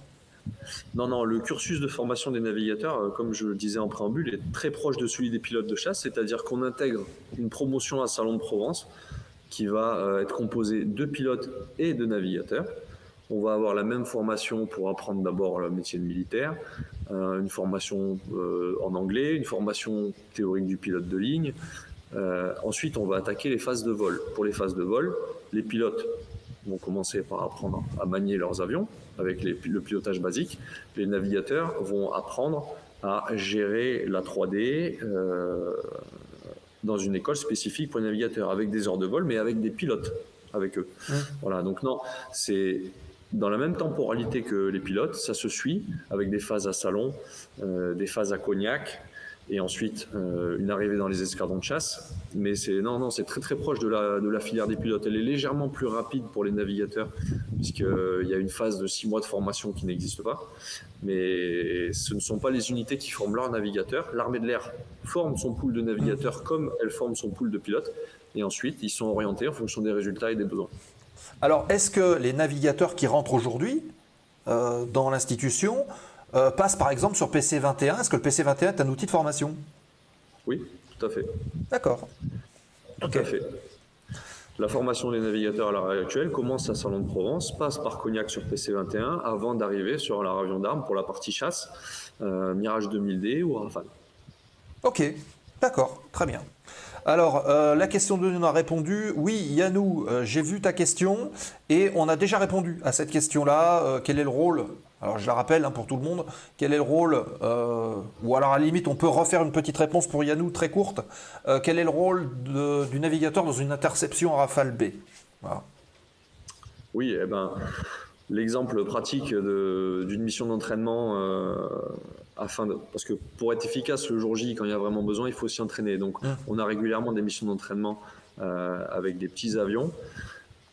Quand un aéronef décolle d'un petit terrain en banlieue parisienne et se dirige vers Paris sans plan de vol, sans connaître ses intentions, on déclenche toute la chaîne de protection. Ça peut faire intervenir un Rafale si celui-ci est adapté à ce moment-là. Et ben, ce petit avion qui va voler peut-être à 100 nœuds, qui va peut-être se retrouver entre 500 et 1000 pieds sol sous une couche de nuages assez intense, le pilote ne va pas pouvoir faire grand-chose d'autre que se concentrer sur le pilotage de son avion pour rester proche et avoir une bonne situation de ce qui se passe. Le navigateur va pouvoir gérer tout le reste, à savoir utiliser les capteurs optroniques pour peut-être noter les éléments de l'avion intercepté, son numéro d'enregistrement. Vous arrivez à le voir de loin? Tiens, ça peut être une question technique. Oui. On a des capteurs qui permettent d'avoir un maximum d'éléments de plus loin, des capteurs électro-optiques divers et variés, avec des capacités diverses, qui permettent d'avoir plus d'éléments à une distance la plus lointaine possible. Pourquoi? Pour s'affranchir de la menace éventuelle et également dans un souci de rapidité. Donc pour ce genre d'intervention, ça peut nous permettre à plusieurs kilomètres, voire plusieurs dizaines de kilomètres, donner des éléments qui nous donnent déjà des réponses. Est-ce que c'est un avion de ligne? Est-ce que c'est un petit avion de tourisme? Est-ce que c'est un avion de chasse? Est-ce que c'est un bombardier? De quelle nationalité il est? Qu'est-ce qu'il a sous les ailes? Et ça, au plus tôt on le voit, au plus tôt on le transmet au centre de commandement, au plus tôt on peut prendre les bonnes décisions pour la conduite de la mission. Ouais. Et là, c'est essentiellement le rôle du navigateur. D'accord. Ok. Ouais, donc il vaut mieux être deux dans ces missions-là. On rebondit là-dessus parce qu'on avait parlé justement avec le capitaine Cyril il y a quelques temps, où lui était tout seul. C'était un Rafale mono, il était tout seul à bord quand il nous avait raconté son anecdote de l'avion qui avait balancé les petits colis par la fenêtre. Très bon exemple. Et j'ai eu la chance de voler avec le capitaine Cyril quand on était ensemble au Gascogne, avant qu'il aille à la patrouille de France. Sur cette mission-là très particulière qu'il a vécue, même s'il l'a géré honnêtement d'une main de maître, surtout tout seul à bord, il aurait pu aller plus loin et être encore plus efficace à deux. Voilà. Ouais. Je pense que c'est typiquement dans ce genre de mission-là qu'on fait la différence. Le fameux travail en équipage, comme d'habitude. Il n'y a pas que dans le civil, dans le militaire aussi, ça marche. Mais après, comme dans tout travail en binôme, il faut faire attention à la synergie. C'est-à-dire que c'est pas parce qu'on est deux qu'on est toujours plus efficace que quelqu'un de tout seul. Il faut savoir prendre la place qui est la sienne, savoir laisser la place à l'autre. Ça s'apprend. C'est pour ça que quand on part à l'étranger 2-3 mois en mission pour des missions opérationnelles, on constitue des binômes un petit peu par affinité en avant du déploiement pour être le plus efficace possible et déjà en symbiose au moment de réaliser des missions opérationnelles. Ouais. D'accord. Alors qu'à l'entraînement, tous les jours, on peut voler avec n'importe quel pilote. Les pilotes et navigateurs volent les uns avec les autres. Ça permet d'apprendre de tout le monde, de faire évoluer tout le monde de manière significative et homogène. Par contre, toutes les missions opérationnelles se font généralement avec des binômes constitués dans un souci d'efficacité. D'accord. Ok. On salue 0K qui vient d'arriver, qui nous fait un petit coucou. On te fait un coucou aussi, 0K. Très bien. Il y avait une question de Lord Gibus qui dit « J'ai oublié la question essentielle et elle n'a pas été posée. Quel est ton indicatif ?» Parce qu'on sait que tous les pilotes et navigateurs ont des indicatifs. Bien sûr. C'est la tradition perdure aussi chez les navigateurs. Par souci de jeu de mots avec mon nom de famille, quand je suis arrivé au Gascogne à Saint-Dizier il y a maintenant 12-13 ans, je me souviens d'un commandant qui m'a accueilli et qui m'a dit Pinaillé, Pinouille. Et puis c'est resté. Mon surnom, c'est Pinouille. Donc certains l'ont peut-être vu. Ça fait pas très guerrier. Hein. On n'a pas la même philosophie de nickname qu'aux US où ce serait appelé Storm, Lightning, Ouais. Hulk. Non, nous, c'est plutôt des jeux de mots généralement. Et c'est resté. Voilà, c'est resté Pinouille. Ah mince, Benny FR 33. Ah non, c'est Gibus pour l'autre Gibus. Bah oui, c'est ça. C'est Jean-Baptiste qui aimait Gibus, donc c'est Gibus. Bah voilà, t'as ton nom de guerre, Gibus. Parfait. The Canard Coin qui dit: est-ce que vous avez fait une école militaire pour devenir pilote? Il pense plus précisément, par exemple, aux préparations air, militaires, ce genre de choses. Non, j'ai pas fait de lycée militaire à Aix-en-Provence ou l'école de Grenoble des pupilles de l'air. J'ai fait un lycée public, j'ai eu mon bac à Istres et j'ai passé le concours après avoir eu mon bac. Donc je suis rentré directement après à Salon, élève officier personnel navigant EOPN, sans avoir fait de lycée militaire ou de classe préparatoire militaire. D'accord. Ok. Bon voilà, les amis, hein, vous avez vos réponses. Alors, c'est vrai que on va en profiter parce que c'est déjà 46. On va t'incruster un petit peu sur le côté, là, voilà. Et puis, ben, je vous propose, on va basculer logiquement. Alors, attendez, hop. On va travailler comme ça, voilà. Hop, non, c'est ici. Et je vais afficher le diapo, voilà. Et Johan, normalement, va te récupérer sur la caméra. Dans un instant, tu dois voir les photos. Est-ce que tu peux nous les Je vois commenter en photos même temps? défilées, oui, bien sûr. Eh ben ça, on parlait de formation militaire. La première, c'était la formation tout jeune. Là, il s'agit d'un des deux défilés du 14 juillet que j'ai fait sur les Champs-Élysées avec Chili qui intègre la patrouille de France cette année. Ouais. Celle-ci, c'était un défilé du 14 juillet, mais ce coup-ci à pied pour l'année des 50 ans des forces aériennes stratégiques. On a défilé en anti-G, en combinaison de vol sur les champs. C'était un sacré souvenir.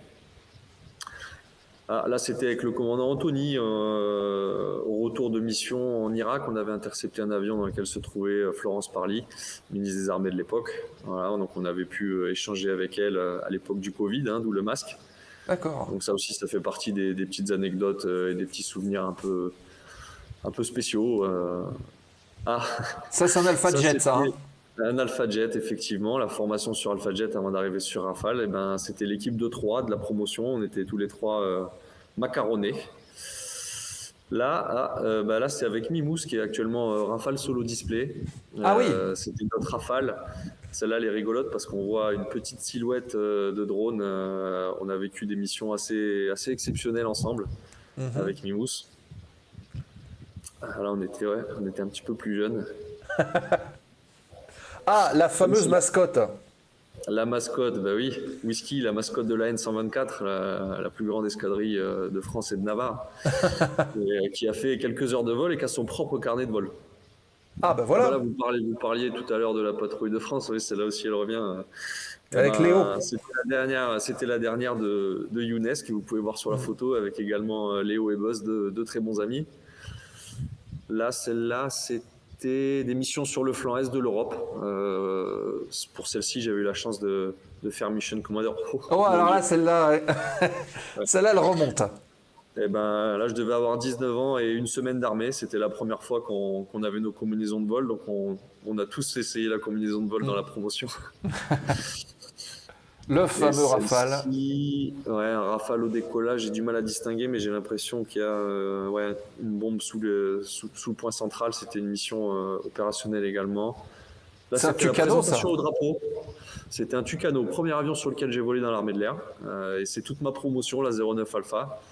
Un gros bonjour à la 09 Alpha. Là, c'était TEI, exercice avec les Américains, les Britanniques, très intéressant, très intéressant cet exercice. C'était à Mont-de-Marsan, celui-là. À un coucher de soleil, oui, magnifique. Ça illustre simplement les moments un petit peu magiques qu'on a la chance de vivre. On en a vu passer certaines ces derniers temps avec la comète, des fois des aurores boréales, des choses assez extraordinaires. Là, on est reparti dans le désert pour des missions opérationnelles. J'ai passé plus d'1 an de ma vie au cumulé et on y était même à Noël. D'accord. Voilà. Là, c'est un MiG-29 slovaque. Voilà, c'est rare de voler avec des avions soviétiques dans l'aile. Donc, c'était très sympathique de pouvoir faire ce vol. C'était le même jour que la mission Comao sur le flanc est de l'Europe.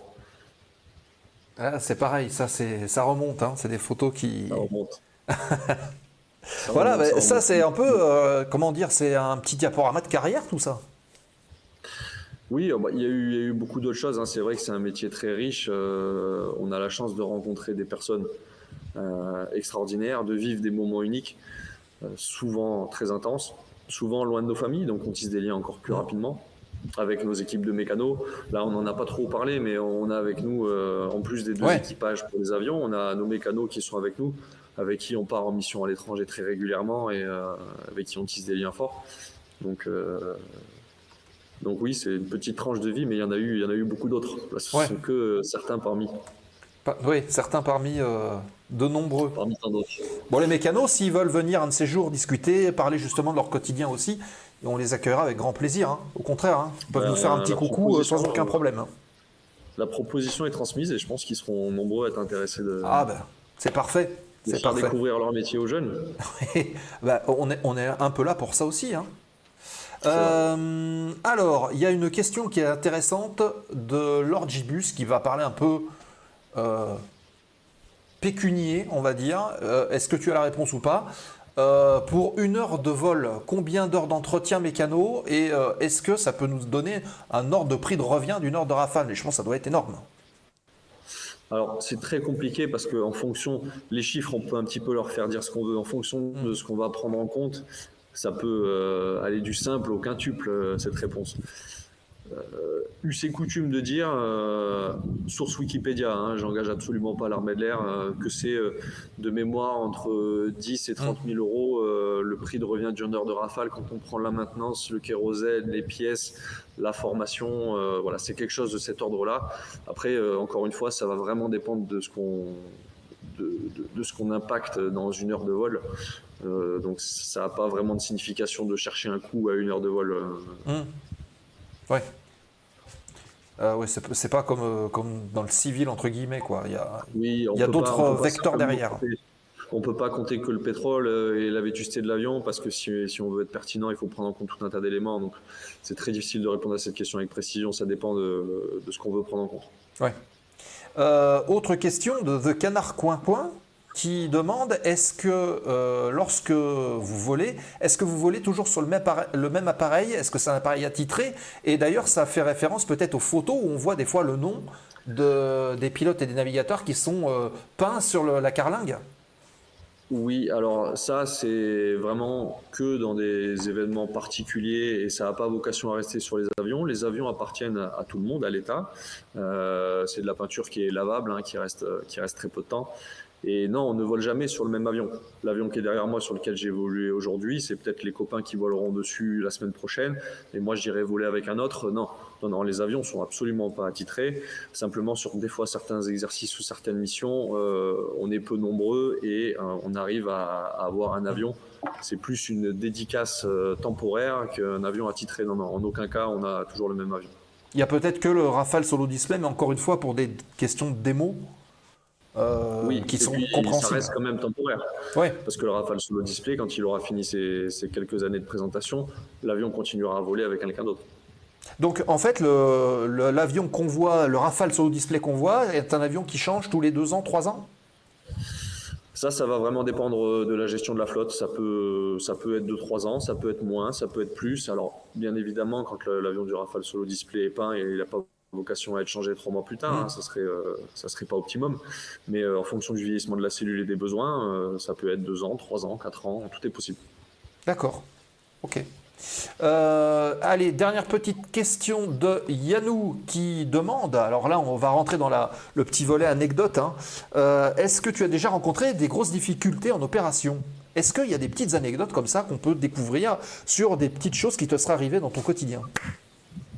Il y en a eu pas mal, oui, il y en a eu beaucoup en opération. Ça a été quand même 15 ans assez riche. Il y a eu énormément de choses. Évidemment que quand on arrive à mener sa mission à bien, qu'on a réussi à protéger les gens qu'on était censé protéger, il y a un sentiment d'accomplissement. Il y a de la gratitude de la part des gens avec qui on travaille. On se rend compte pourquoi tous ces efforts pendant des années, pourquoi la pression lors de la formation, parce qu'en fait, il faut être au rendez-vous le jour J, même quand il y a des risques, même quand il fait pas beau, même quand tout est compliqué, il faut réussir à faire son métier. Donc oui, il y en a eu beaucoup, il y en a eu des bons, il y en a eu des très bons, il y en a eu des plus difficiles. C'est aussi délicat de rentrer d'une mission opérationnelle quand on a le sentiment de ne pas avoir pu faire grand-chose, même quand c'est indépendant de notre volonté. Ça peut être lié, comme on l'a dit, une mauvaise météo, simplement une menace qu'on ne peut pas détecter. Voilà, c'est pas toujours rose, c'est pas toujours facile. Par contre, ce qui est sûr, c'est que en étant au cœur de l'action, on peut agir et on peut essayer de protéger les gens. D'accord. Ok. Bon ben voilà, je pense qu'on a déjà répondu à pas mal de questions. Si vous en avez encore les amis, n'hésitez pas à les poser dans le chat. Et je vous propose de tenter de lancer le dernier jingle du jour, à savoir la foire aux questions remise de gaz, un petit jingle qui marque l'entrée dans la dernière partie de l'émission, les 5-10 dernières minutes ensemble avant de clôturer cette belle émission de la zone aéro. Séquence foire aux questions remise de gaz, sûrement avec la première image qui va être figée, mais c'est pas grave, on se retrouve dans quelques minutes.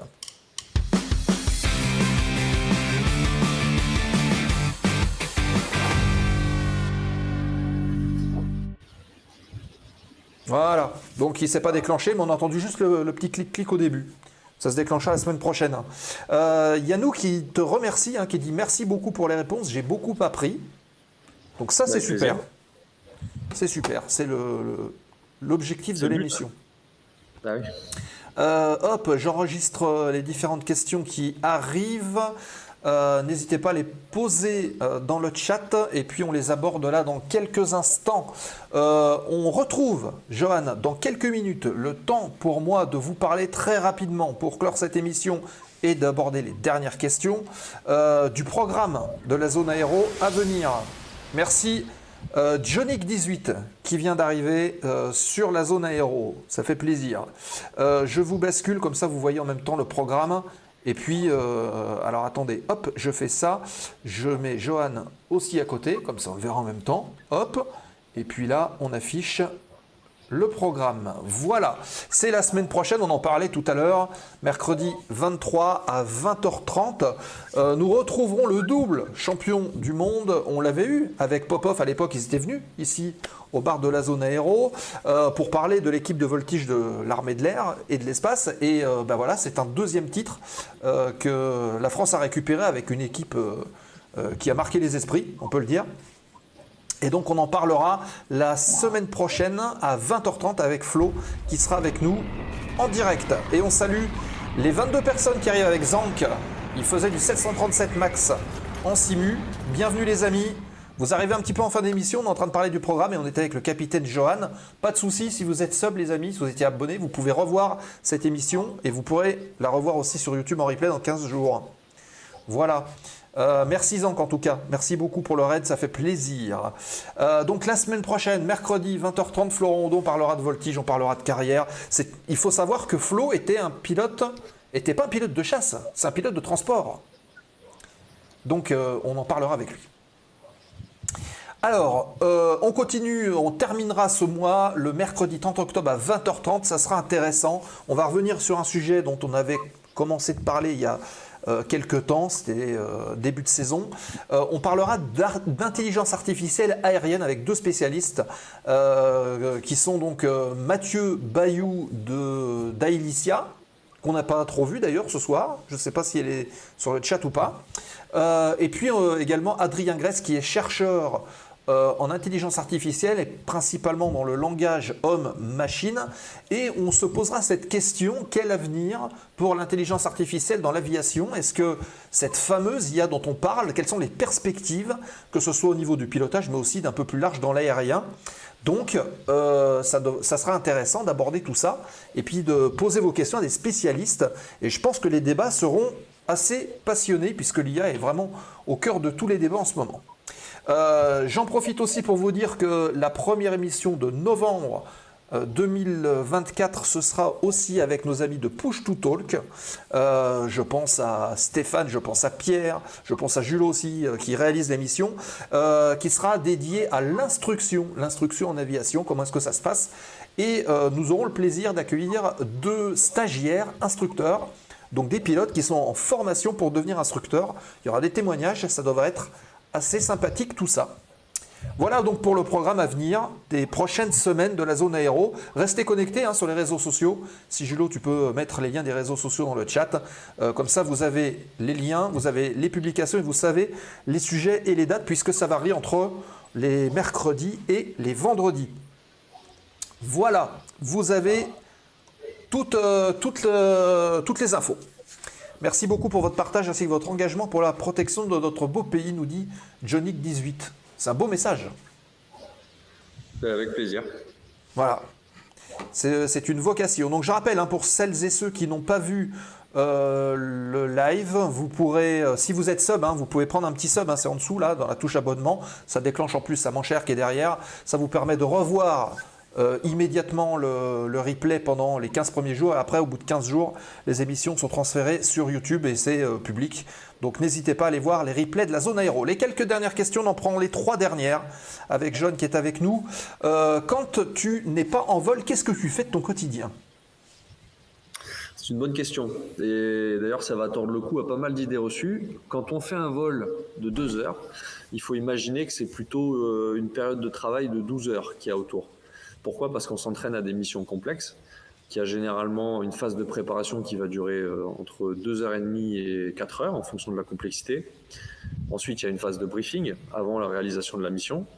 Parfois, on peut avoir une trentaine d'avions à briefer dans différentes bases et distances. Se passe après le meilleur moment de la journée, le vol, bien évidemment.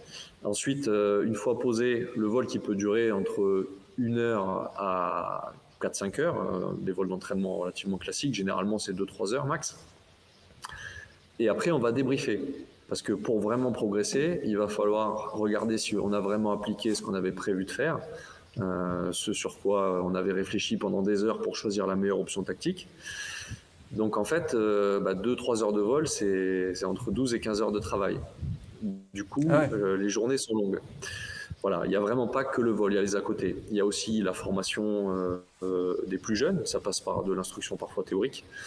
Il y a aussi, quand on est aux essais, au développement, aux expérimentations, des comptes rendus à faire pour qu'il puisse y avoir un traçage et que les choses évoluent. Donc non, il y a aussi beaucoup de choses à côté des heures de vol, même si on aimerait ne faire que voler. Si on veut progresser et bien utiliser ces outils, il faut aussi briefer, débriefer et préparer. Le briefing et le débriefing sont des éléments qui sont fondamentaux, c'est des points clés dans la réussite. Oui. Le vol à lui-même ne saurait pas apporter vraiment tout ce qu'il faut pour progresser. Surtout à l'heure actuelle, on a la chance de pouvoir débriefer assez finement les choses, que ce soit en termes de menaces solaires. On parlait un petit peu tout à l'heure de Top Gun. Quand on fait un entraînement, on peut simuler et vérifier si on a été impacté ou non par une batterie de système solaire, si le missile ennemi nous aurait atteint ou pas. Et en fonction des résultats, on adopte ou on remet en question les choix qui ont été faits à la préparation et au briefing. Donc tout ce qui est autour du vol est vraiment capital pour les opérations militaires à bord des avions de chasse. Ça, c'est chaud. D'accord. Est-ce que vous jouez à des simulateurs de vol lorsque vous n'êtes pas au boulot ? Ça va avec un peu, Ouais, oui, j'aimerais bien. Mais je vous avouer que ça fait quelques années que j'ai pas touché un simulateur de vol. On faisait ça quand on était en promotion. On a vu les photos tout à l'heure. Quand on était au début de notre formation à 20 ans, oui, on faisait ça les week-ends quand on était bloqué sur base ou quand on avait du temps libre. Là maintenant, je dois vous avouer que non, je trouve pas le temps de beaucoup faire de simu. Et à ce qui paraît, les nouveaux systèmes comme DCS World sont assez impressionnants de réalisme. J'ai vu passer des images incroyables et on m'a montré effectivement sur certains avions avec les checklists, etc. C'est bluffant, effectivement. Et dernière petite question de Nova Carmen. As-tu déjà fait la liaison Saint-Dizier-Las Vegas ? Combien faudrait-il de ravitaillement pour un tel trajet ? Non, j'ai pas eu la chance de faire les exercices Red Flag aux États-Unis. J'ai fait un Maple Flag au Canada, mais je suis pas allé dans le désert du Nevada et pas loin de Vegas. Combien de temps il faudrait ? Pour les trajets longue distance, c'est toujours un peu particulier. Généralement, on ne va pas plus vite que l'avion ravitailleur qui nous emmène, parce que sans lui, on ne peut pas y aller d'une seule traite. Ouais. Exemple, pour aller en Guyane cet été, on a eu besoin de 2 ravitailleurs pour emmener nos 3 Rafales. On a fait plusieurs fois le plein sur un premier ravitailleur qui ensuite a fait demi-tour pour se poser en France. Ensuite, on a pris du pétrole sur le 2e ravitailleur qui nous a permis de rejoindre la Guyane. Donc là, forcément, on vole à la vitesse du ravitailleur. Maintenant, si on imagine qu'on a la capacité de prépositionner différents avions ravitailleurs des stations essence volantes qu'elles nous attendent, et qu'on peut voler supersonique entre chaque station, on irait quand même vachement plus vite. Ouais. Par contre, ça ne serait pas très économe, et dans un souci d'optimisation des moyens, bien évidemment qu'on se déplace à la DMF. Ouais. La DMF existe, même en chasseur, pour rester le plus économe possible. Donc, pour répondre à la question, il faudrait bien 4 à 5 ravitaillements en vol pour aller jusqu'à Vegas, et entre 8 heures et 9 heures de vol, je pense, quelque chose comme ça. Ah, c'est plutôt pas mal, C'est plutôt pas mal. Bon bah voilà, les amis, on a fait le tour. Il y a encore 50 personnes qui sont là. Merci beaucoup les amis de nous avoir suivis. Merci à toutes et tous d'avoir posé des questions et d'avoir interagi avec nos invités. C'est aussi ça l'objectif de la Zone Aéro, cette chaîne qui vous est ouverte. Merci beaucoup Johan d'avoir déjà répondu présent. Plaisir. Pour ta disponibilité, pour ta sympathie, pour toutes les photos que tu nous as envoyées, le partage. Et je pense que c'est ça qui plaît, c'est d'aller au cœur du métier et de l'échange et de mettre des visages derrière des casques et des machines. Eh ben, c'est un plaisir partagé. Voilà, c'était génial, merci beaucoup. Vous pouvez applaudir, et vous pouvez applaudir Johan avec les points de chaîne. N'hésitez pas, merci beaucoup encore. Voilà, donc on a parlé du programme de la Zone Aéro à venir. Le prochain rendez-vous mercredi avec Florent Audon parlera de voltige aérienne et l'équipe de voltige de l'armée de l'air et de l'espace. Ceux qui ne sont pas followers, n'hésitez pas à le faire en dessous, comme Abdoulo Nil qui vient de suivre la chaîne, merci beaucoup. La chaîne YouTube, les réseaux sociaux, ça va apparaître dans un instant dans le chat. N'hésite pas, Julot, à retransmettre tout ça. Je vous rappelle que cette chaîne est également accessible en podcast. Si vous voulez suivre ça depuis votre voiture, vous pouvez le faire sur toutes les bonnes plateformes de podcast de la Zone Aéro qui s'affichent dans le chat. Le salon Discord où on continue les échanges en dehors des émissions. Le lien est également présent. Patreon pour pouvoir nous aider aussi si vous êtes en train de voir cette émission sur YouTube. Et puis enfin, dans un instant, nous allons basculer voir nos amis de Le Bibs qui font aussi de la chasse en virtuel. On va aller les voir, on va leur faire un coucou. Donc envoyez-leur des émotes de la Zone Aéro. Voilà, comme ce que vient de faire Julot 18. Merci à toutes et tous, merci encore Johan.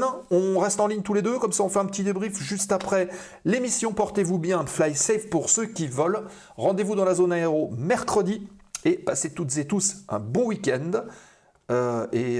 Soyez fidèles aux émissions de la Zone Aéro. Ciao, bye bye tout le monde. La Zone Aéro, l'émission.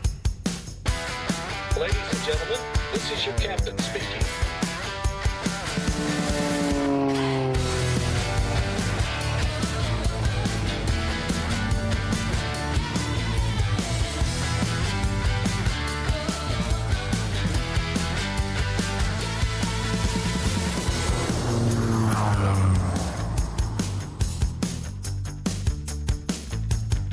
La Zone Aéro, l'émission.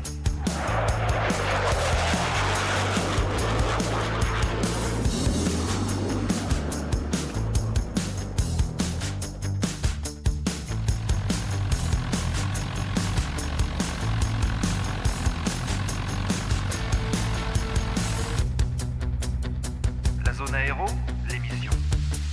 Welcome aboard, approximately 2 hours.